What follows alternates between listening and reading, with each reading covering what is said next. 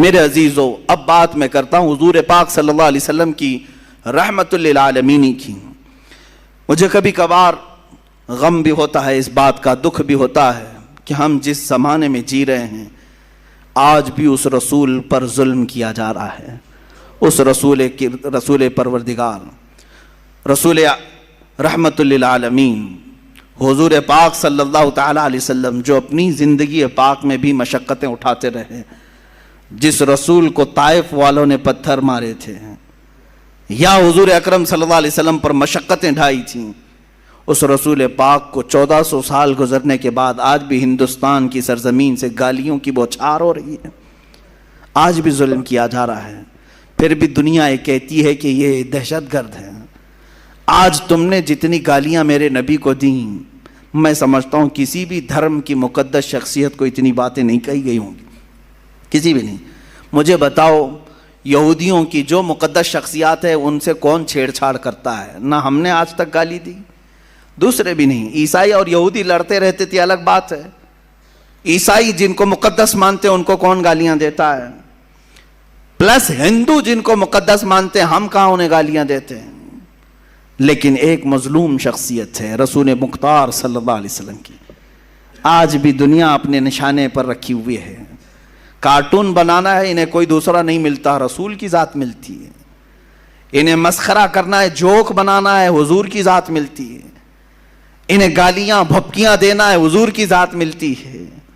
آج کتنے کمزور ہو گئے یہ کروڑوں مسلمان، کتنے کمزور ہو گئے کروڑوں مسلمان۔ وہ عروہ بن مسعود کی بات مجھے یاد آتی ہے، جس کو قاصد بنا کر کے لوگوں نے بھیجا تھا کہ جاؤ دیکھاؤ محمد نے کتنی طاقت جمع کی۔ عروہ بن مسعود یہ قاصد بن کر کے آئے تھے دشمنوں کی طرف سے، اور حضور صلی اللہ علیہ وسلم کی طاقت دیکھنے آئے تھے کہ یہ للکارتے ہیں کیسر و کسریٰ کو بھی، سپر پاور کو بھی، ہے کتنی ان کے پاس طاقت۔ کیا دیکھا تھا انہوں نے؟ کیا دیکھا تھا؟ جنگی ہتھیار دیکھا تھا حضور کے ساتھ؟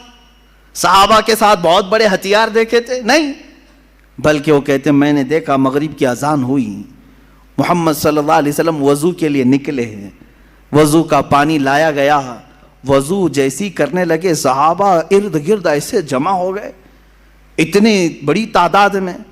وہ محمد صلی اللہ علیہ وسلم وضو کے لیے ہاتھ دھوتے ہیں، کلی کرتے ہیں، ناک میں پانی چڑھاتے ہیں، چہرہ دھوتے ہیں۔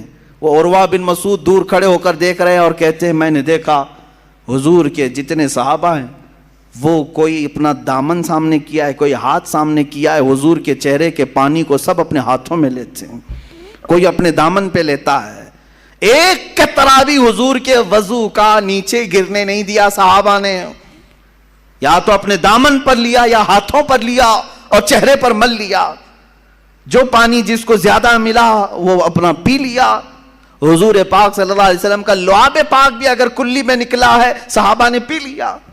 عروہ بن مسعود یہی دیکھ کر واپس گئے اور اپنے گرو گھنٹالوں سے کہا کہ چھوڑ دو محمد سے لڑنے کی بات۔ کہا کیا ہے ان کے پاس ہتھیار؟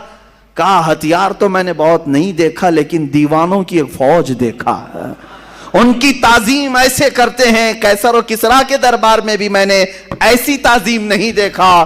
ارے وہ دیوانے ایسے ہیں محمد صلی اللہ علیہ وسلم کے وضو کے قطرے کو بھی گرنے نہیں دیتے، ان کے ناک کا پانی، ان کی کلی کا پانی، ان کے جسم کا پانی اپنے بدن پر لیتے ہیں، ہاتھوں پر لیتے ہیں، چہرے پر مل لیتے ہیں۔ یہ قوم کب رسول کا خون گرنے دے گی؟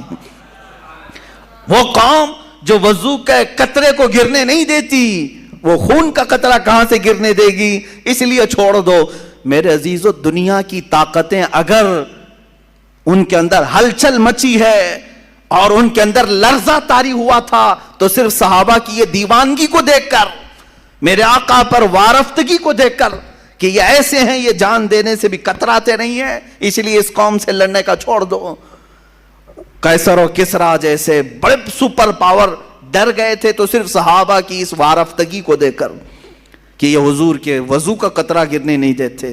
اور آج دنیا اگر تم سے نہیں ڈر رہی ہے تو اس لیے کہ یہ اپنے نبی کی حرمت کو، عزت کو کبھی خاطر میں نہیں لاتے۔ خاطر میں نہیں لاتے. کچھ بھی کرو اپنے رسول کے لیے, یہ جھیل لیتے ہیں, برداشت کر لیتے ہیں, اس لیے ان کو خوب گالیاں دو, ان کو مارو, کچھ نہیں ہونا ہے. آج اگر تمہارے اندر جذبہ وہی ہوتا جو صحابہ نے اپنے رسول پاک صلی اللہ علیہ وسلم کے لیے پیش کیا.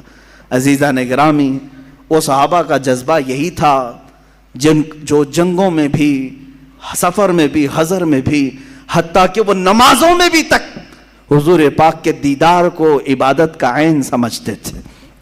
حضور کی پیروی, حضور کی اطاعت, ان کی دلجوئی کو عبادت سمجھتے تھے اور حقیقت ہے. اور آج ہم نے جو یہ دوریاں اختیار کی ہیں, یہی ایک اصل مقصد ہے, اصل سبب ہے, یہی ایک اصل وجہ ہے جو ہمارے اوپر ذلتیں مسلط کی جا رہی ہیں.